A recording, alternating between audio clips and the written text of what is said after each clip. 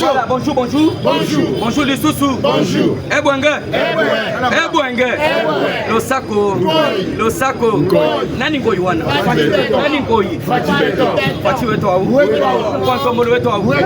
Ah, mkwantombolu jambo. Matote yote ya Manyema, Katanga, mkwantombolu jambo. Voilà, les véritables batete na sofo lingangoi na Frank Diongo. Moyano.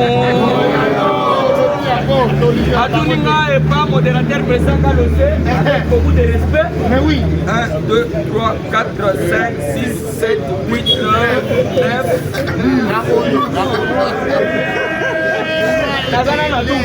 Bon, comme ça, après ça 6.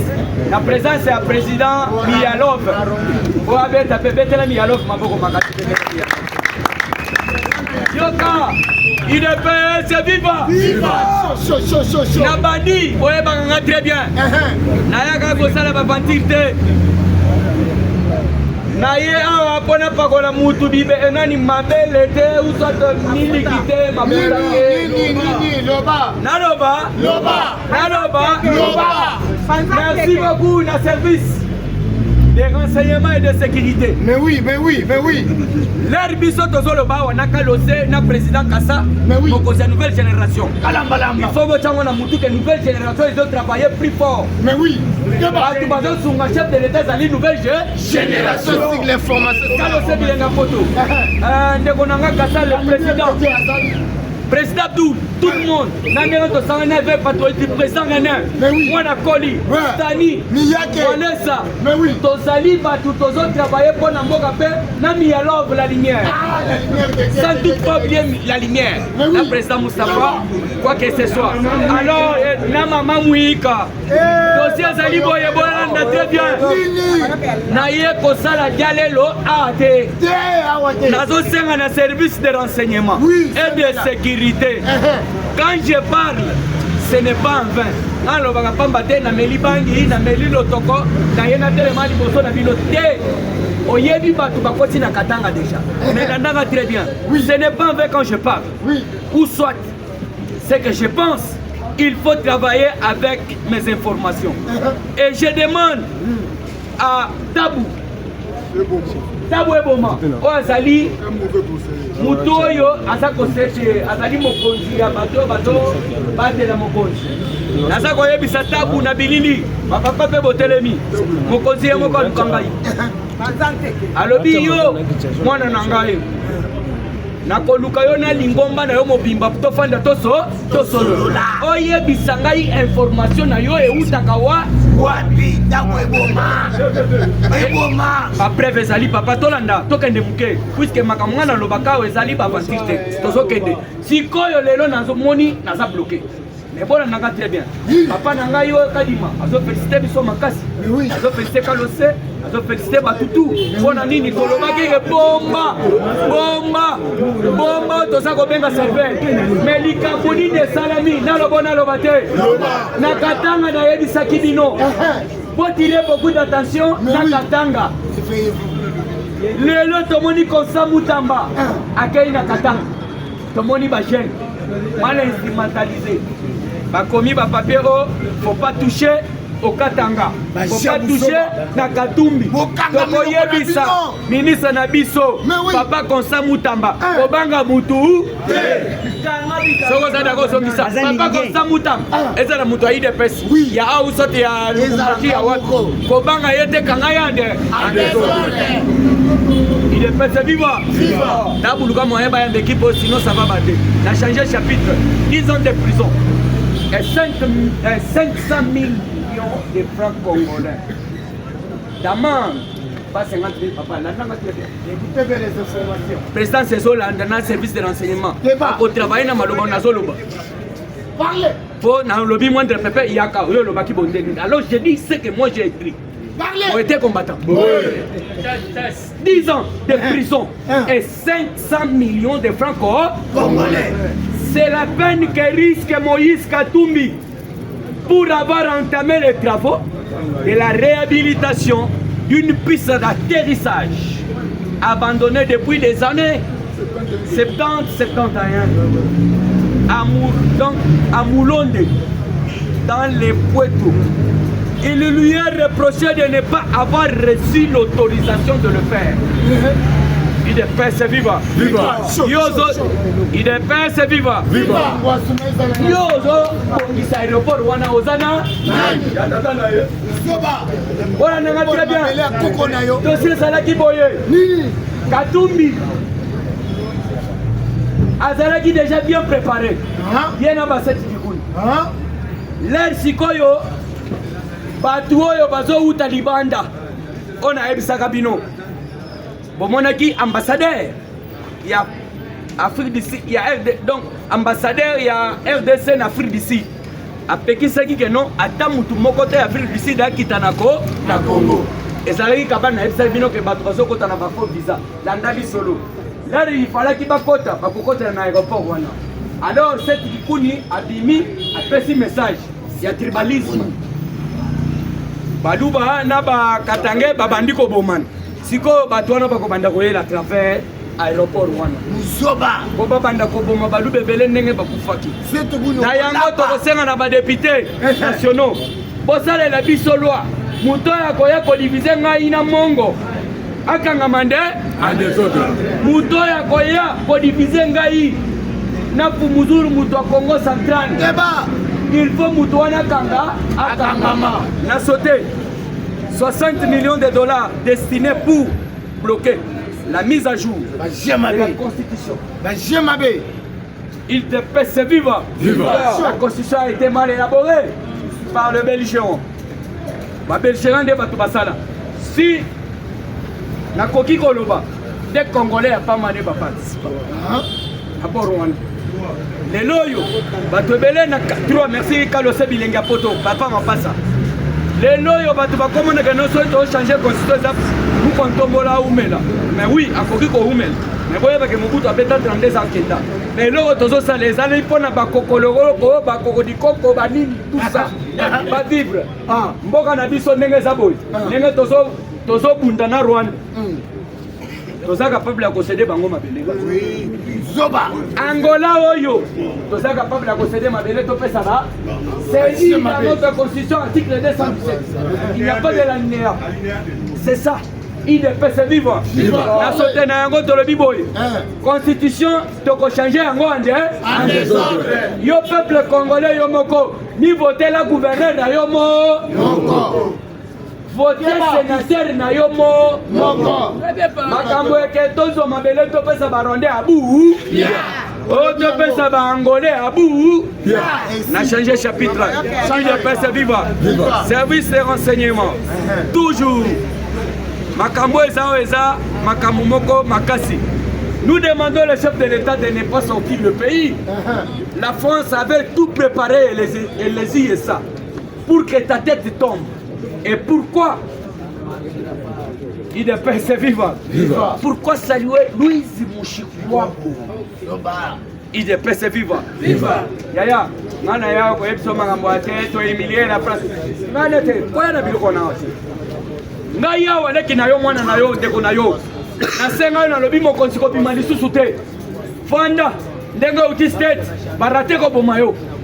Epele ba yebite. Mokonzi balinga pa boma ye. Rayon laser ke BBC Mbeto bilamba ya mokonzi yo surtout et BBC.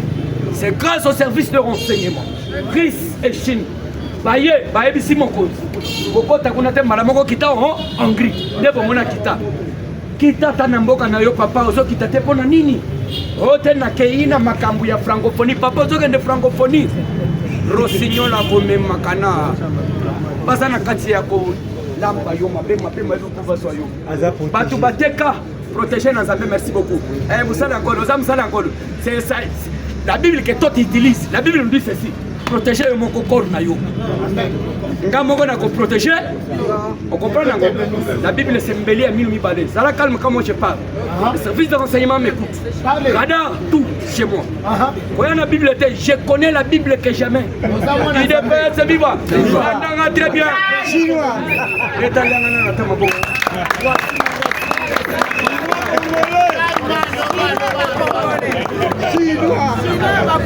Invoque-moi l'Éternel et je t'annoncerai les choses cachées.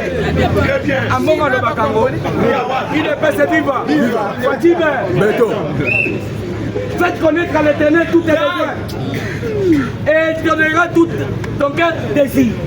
Maintenant, Maboko Yaya, on a continué. Yoka, nous demandons au chef de l'État de ne pas sortir le pays. La France avait tout préparé. Et n'hésitez ça. Pour que ta tête tombe. Et pourquoi saluer Louis Moussikwabo?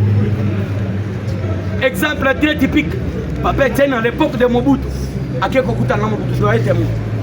Papa Sema ya comme le navire. Papa Lipe Mobutu. Papa Etienne a allé à la Bible rien. A vu à changer vert. A changé vert. Si quoi Nama Iwana changé à mériter. Abimi Nangoti Nanda Mobutu tia Kenya pour voir avec. Il est pas sa vivre. Il fait la papette qui s'est dit ma beaucoup. Ah, les étrangers bazo bomayo, bazo sekisayo. Le chef de l'État a déclaré la tribune des Nations Unies à l'Obiboye. Je demande les sanctions très sévères contre les Rwandais. Mais la France, nous devons le chef de l'État Liboso et Zali Louis Mouchikwa, la Rwanda va le bac français. Pe koyambe ayambi wana Emmanuel Macron aboyi ko pesa mbote Paul Kagame aboyi ko pesa mbote muta pesa mbote kaka Fachi Beton ozolanda makambo il de pesa viva sengi sanction contre les Rwandais lelo toye komona Macron azobenga mon ami Paul bofanda na président Tshisekedi pour la bonne. C'est une humiliation contre dossier dans un pour la France na lobo na lobate landanga très bien.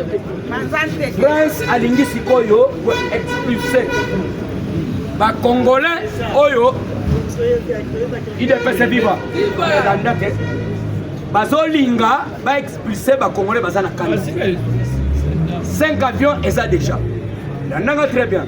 Museveni, Paul Kagame, Hippolyte Kanambe, Bazoba Tubatinda Bango na Mozambique passe à la formation militaire. Vous et moi, Mozambique et à la France, c'est comme nous aussi aujourd'hui avec le Brazzaville. Alors, l'air Bango Bakolongoleo, les soi-disant Congolais Bazana candidaté, Bakomanda Kolekala na Mozambique pour Baya Aou. Alors, Tokosera na Mokonzi. Pour le moment, Makambu Yaba immigré na Congo Abou. Gratuité de l'enseignement. Hollandais Ambongo. Ambongo Lobinin. Yoka, il est passé vivant. Frigonais Ambongo sur la France 24. La RDC est un pays en faillite. Surtout. Quelle faillite? Yoka Ambongo. Naïle qui n'a bino moine n'a bino. Yalobate Ambongo gagne beaucoup d'argent à l'ambassade des États-Unis, à l'ambassade de la France. Pour ça, un message Johan. Tu tirer beaucoup d'attention à Trozo Bundisamboka Bazaka. Kabila n'a moi sinaye. Bangonde Bazo Bundisamboka. Alors, mon cousin Melisabango Biberonte. Nous devons tirer beaucoup d'attention. Na Otozali Kobenga. Kabila n'a moi sinaye, na bande naye. Bangonde Bazo Lingate. Lobi esalinga soni pasi nazomona bandeko na ngai batekeke pa baindo pakistanais bazotekeke pa bachinois bazotekeke pa ba libanais lobi basali te et lelo ça va continuer. Ministre ya travail ozawa ministre ya travail ozawa ayango merci beaucoup na maman Denis Nyakero bayambaki na Burundi puisque azali mwasi oyo azali leader ya bama ya Afrique apesi pe mayele ya kosala makambo ebele na kati Afrique mpona bamama. Alors na yango nde tokosenga biso nyonso tout base tosala nini tosoutenir mama eloko nazochite mpona kalose merci beaucoup Jean-Pierre Mbemba Babilo que c'est belé mais nazo chitao. Landa pour avoir décaissé plus de 5 millions de dollars en raison de réhabilitation de l'aéroport de Kamboum dans la province de Sud Kivu. Jean-Pierre Mbemba, le VPM de transport, est attendu à l'Assemblée nationale pour s'expliquer sur la destination de cet argent. Alors vous devez savoir, il est vivant. Alors Boyoka.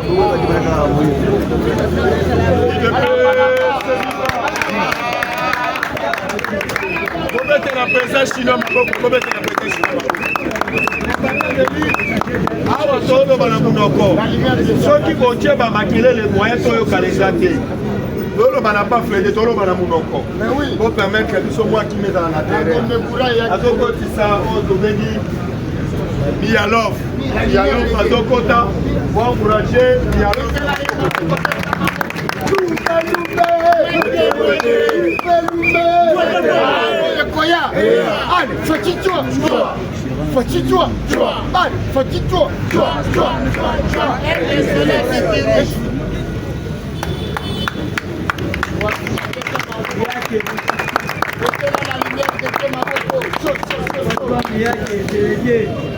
La lumière de Dieu, moi, n'est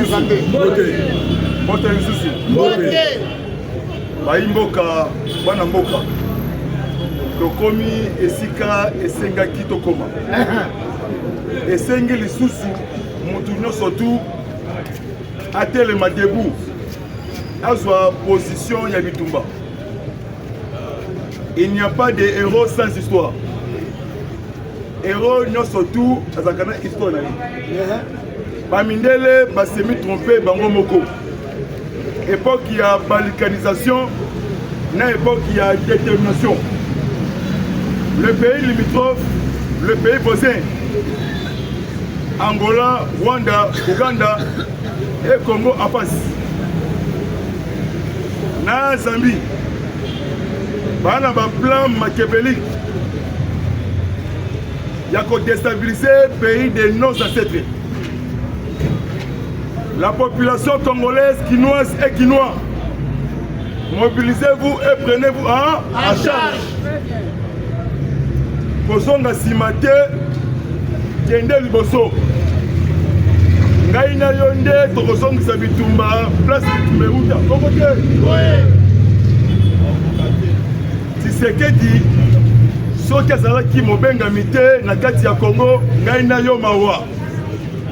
Ngai na yo esclavagisme. Hippolyte Kanambe Kazembelembe batindaki ye aya kokata pays de nos ancêtres. Tshisekedi kolo aponaki ye mpona koempêcher la balkanisation ya RDC Congo. Na minute oyo monde eza divisé en 3 parties. Corée du Nord, la Russie, la Chine, Bangladesh, Ligue d'Arabes, en colère contre 2 pays, États-Unis et France. Tshisekedi, Kouta à Paris, Kouya Kinshasa, Ayendenge, Ayakate, IDPS, viva! Viva! Mokonzi mboka ba décision oyo azwi lisusu na mutema na ye. Il y a des services ba éviter préparation ya mokonzi mboka. Ko paniquer te, ko banga te na ye awa lisusu ko consatiser pe ko fortifier. Ko sangisa. Toko zombongo bien. La priorité des priorités bandeko ya este.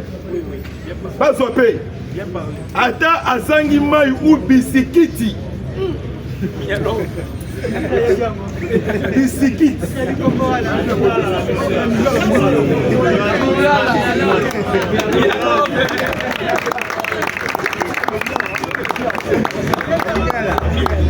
posséder te na manipulation, posséder te na séparation. Mokonzi a eu décision. Lobby chef de l'État a participé à la première session extraordinaire Conseil supérieur de la Cour des comptes. Bien parlé, Miro. Na monaki longtemps Konzamboka. Nabi Fati a côté Siko na deuxième phase. Bien parlé. Les lions des tribus des Judas congolaises. C'est Fati la lumière. C'est Fati béton pour bétonner les escrocs du monde. C'est ça. Les parlementaires debout. Macron, Emmanuel, le petit bonhomme. Plan B, il y a Macron. Et où tu peux échouer. T'as pour ça l'information. Dans la minute, le département d'État français. Service de renseignement français, comme on a un DGC. C'est comme on panique. DGC. Les parlementaires debout. Baboma Lumumba. Pour la Bango et Sili. Alimina qui prophète Simon Kimbangu. Pour la Bango et Sili. Mais Oyo aïe. Aïe ko Sili ça avant indépendance. Botango na mitu na bino. Tshisekedi a na mandaté. A na mission pe mission ya Moulaï. Pour la Congo pe l'Afrique. Merci beaucoup Bandeko. Tobuna bino 40-45. Si ce que toi chez les parents, tu vas y trahir. Tu vas y céder dans la manipulation. Je suis fier de moi et vous. Ma combattre à des libertés. Ma combattre à terrain. Plan à Macron, plan B échoué. Lobby Union Européenne en panique. Bazo signe de délégation à Bango. Maman ne sait que d'ailleurs que frapper à cette guerre de Rwanda, na Congo. Lobby Moutou, lobby après président Nigeria. Bon la Tineb, président Nigeria. À ça la quatre déclaration. Comme on a eu bon la Tineb. À ça la déclaration pour le Congo. Les autres 3 semaines. Alors qui président en Kenya. Tika manipulation pour le Congo.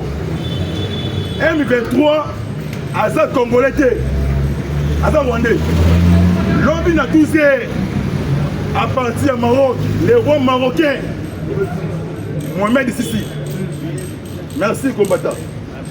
Lobby a sali déclaration pour le Congo. Maintenant, il est dans la terre de 1h, 2h, 3h du matin. Kolukabilei. Pour yo obunda na makasi. Est-ce que bon côté? Oui. Ceux qui sont quelques ministres vont considérer que le combat na biso un envelopement politique. Le roi marocain Mohamed Sissi, le roi marocain, à l'objet Rwanda, respecter l'intégrité territoriale du Congo. Na sengi sikoyo retrait M23. Ce qui a limité, Nazo Siko soutenir défense du Congo. Non.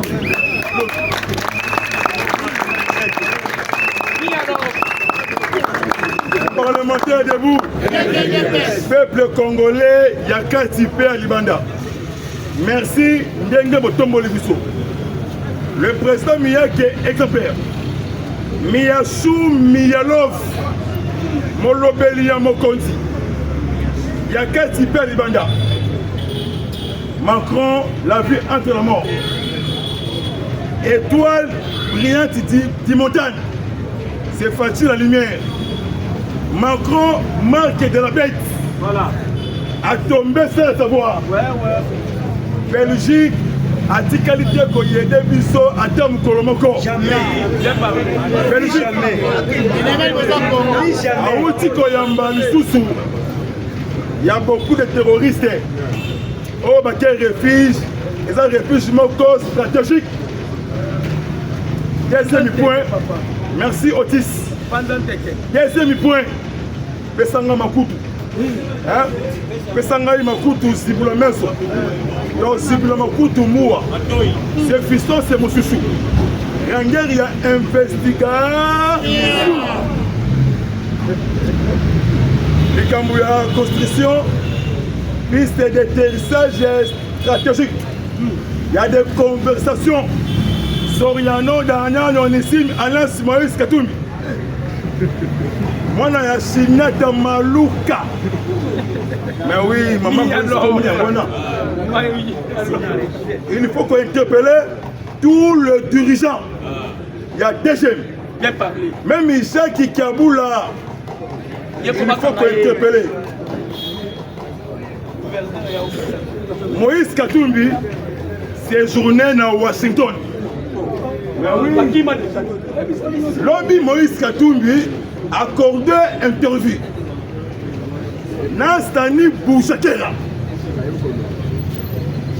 Papa, Moni, frontière il y a Katanga. Et ça, laissez passer. Il peut se vivre.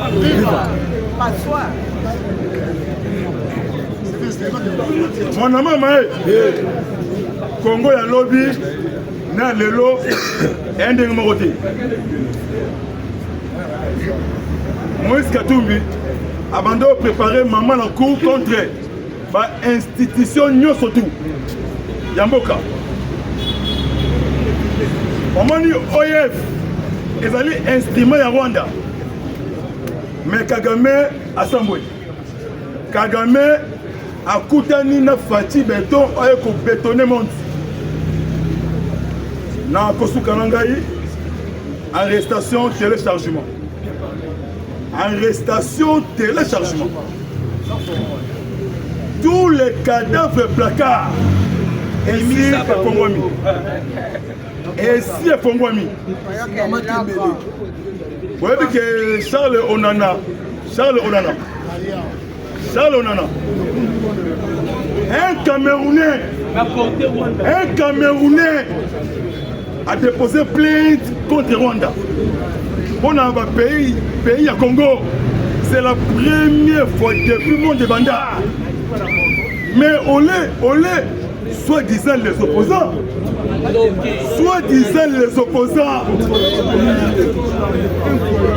Lélo na Paris et Lélo, tous les Congolais. Obaouti et Paille, na Paris. On a soutenu Charles Onana. Papa, Yambu Ifani. Gondeko et Koki. Il peut se vivre. Charles Onana a pas preuve. Charles Onana a ça la livre. Il y a 10 millions de morts. 500 000 femmes violées. Charles Onana. Il peut se vivre. Pour n'a qui ça. Les polices qui ont porté disparu. Le mouton, le girafe de l'Afrique, c'est Kagame, porté disparu. Lobby Jérôme Chikoti Tamboué, général-major, commandant opération Front Nord, moi dans ma tête, et Goumbeli a tenu à Chikoti Tamboué. Collègue film à Delta Force. Lobby Chikoti Tamboué a commanqué à Benneville. Mais je suis fier de moi avec Cordon. Non, ce que Moutamati Tikamata. Kitunga et Kotambola. Miyake a retika la goété. Bien parlé, Miyake. Lobby fait fou le terre. Bon côté.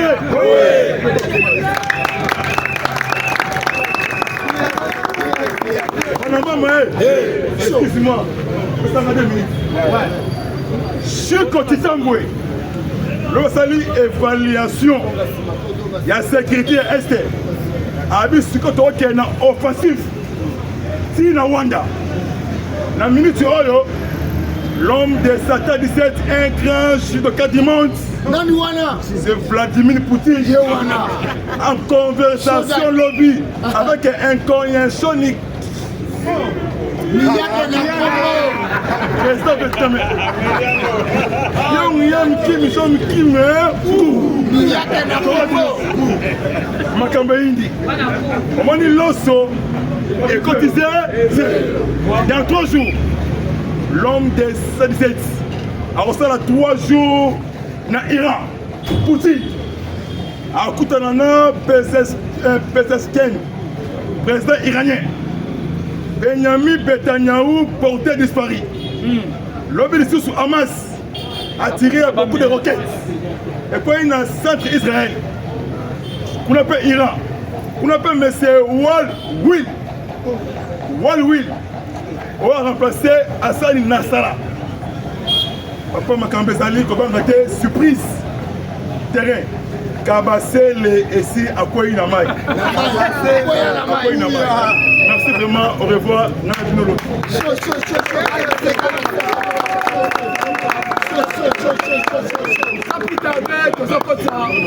Voilà cordon so permanent. Au peuple ça nous cordon, ah mais la nation cordon so mais la nation à 6 minutes. Voilà 6 minutes ça fait ça, président sur notice. Voilà notice ça donc on a 6 minutes. Donc on tellement pas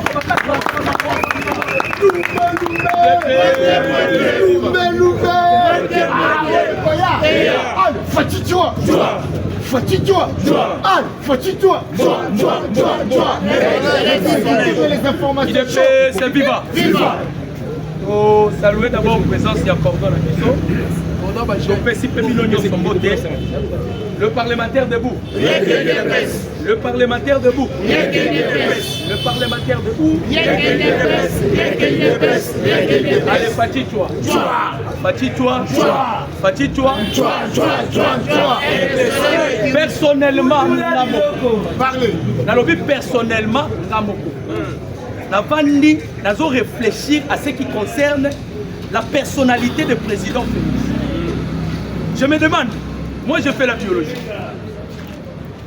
Dans la biologie, on a parlé sur le mitose et le méiose.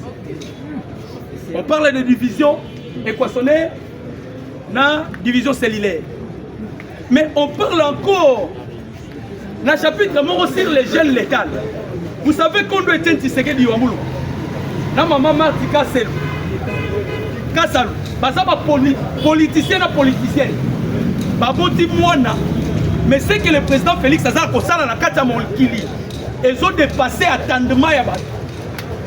André Philippot, un Français. À lobby, le président de la République démocratique du Congo, Félix Antoine Tshisekedi, il a écrasé les gamins des Champs-Élysées, Emmanuel Macron.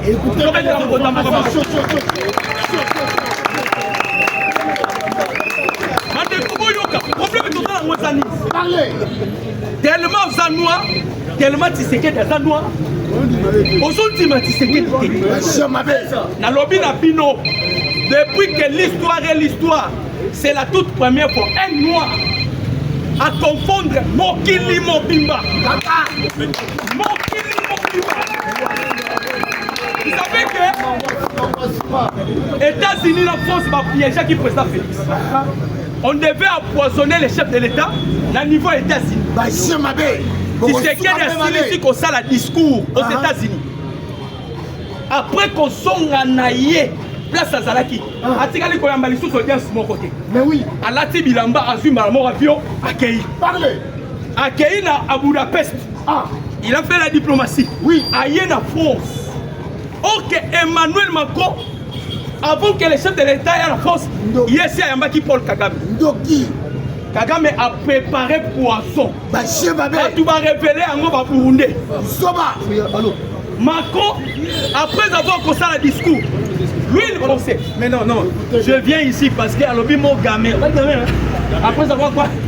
Écrasé les gamins des Champs-Élysées. Qui est un gamin? Un gamin, c'est un malicieux, c'est un vilain. Un gamin, c'est un enfant qui vit dans les rues.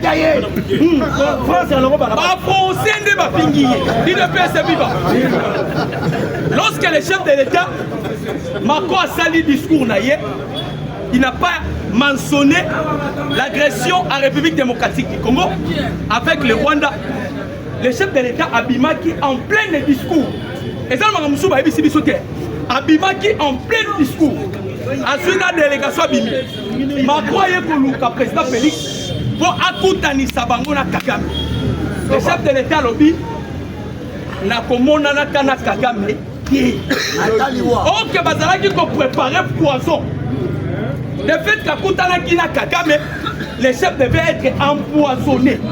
Mais ce que les gens oublient, Tshisekedi a changé l'ordre mondial. Il y a eu des lois établies par la communauté internationale.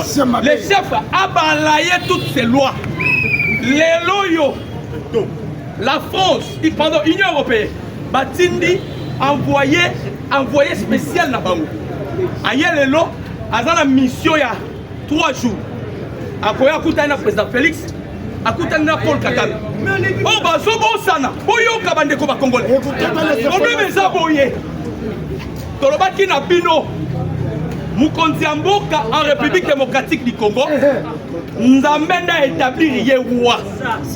Il n'est pas un président, c'est un roi. Un président a des mandats, mais un roi n'a pas de mandat. Il a une mission précise. Problème de ça na yango. Les Américains bazalaki ba tout puissant dans le monde. Ils pensaient qu'on dirigeait Mokili Mobimba. Ba sous-estima qui président Félix. Nenge Kaka, Paul Kagame, qui fit le tout puissant en Afrique. Vous savez bien, Kagame azalaki tout puissant en Afrique. Les loyaux. Kagame balobi, Tshisekedi a fini, ils ont le roi ballon d'or. Bazui Tonga va fini. Asili Moupepe Nyoso. Tolobaki na bino awa. Quand nous allons prendre le pouvoir, pour la constitution, Bandeko, constitution adabiso do imité, yango mo ko se chantamé. Parce que c'est lui qui règne en République démocratique du Congo. Il est l'incarnation de Simon Kimbangu. Il est venu accomplir la mission par laquelle Simon Kimbangu est rentré. C'était premièrement la libération des peuples congolais que nous sommes et la délivrance de l'Afrique. Et je vous informe, Herman Koina Lobakiango. Alors, c'est que des autres districts les loyaux, en Afrique, première armée la plus puissante, c'est l'armée de la République démocratique du Congo.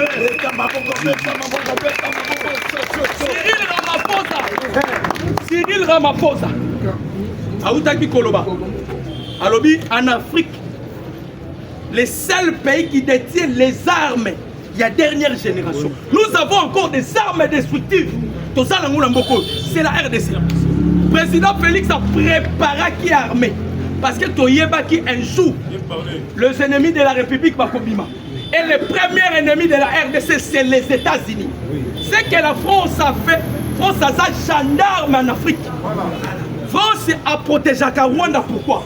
Parce que tous ces biens, ils sont en Mozambique, ils sont protégés par le Rwanda. Le président Félix a procédé divorce avec eux, lorsqu'il y a des capitalistes. Voilà pourquoi nous nous sommes rendus dans le 79e sommet des États-Unis. C'était qu'on piégeait. Donc ici, la France, dans le 19e sommet, pour les piéger encore. Le président Félix a sonné. Si vous voulez que tu continues, si vous voulez que tu continues, parce que les chefs de l'État l'ont bâti déjà. Nazui Moutou Nanga na tie Angers. Batuba Matabaki, ta guerre va mindele baloba ke kosila te e kosala nini e kosila. To betela mukonza boka maboko.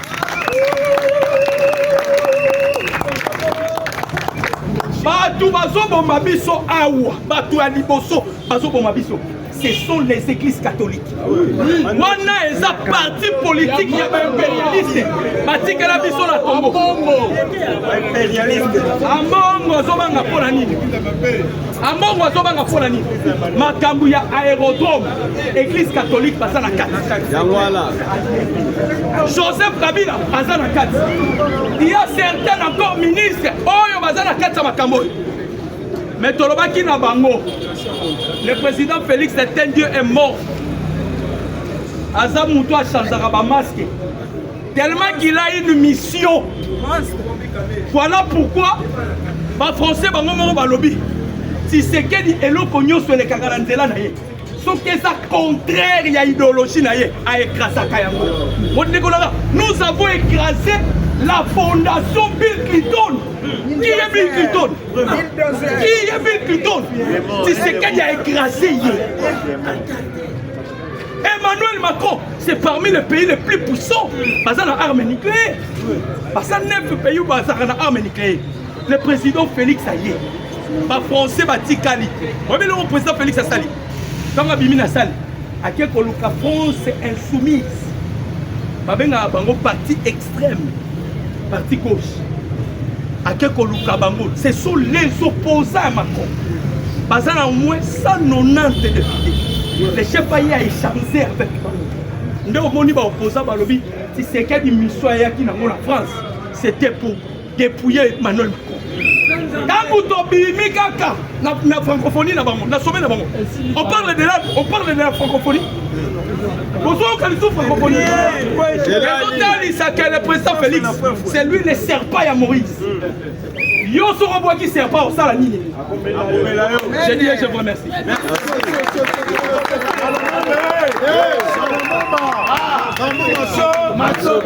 Tokumi Sikolo Nzambe po tomoni président historien à Salini.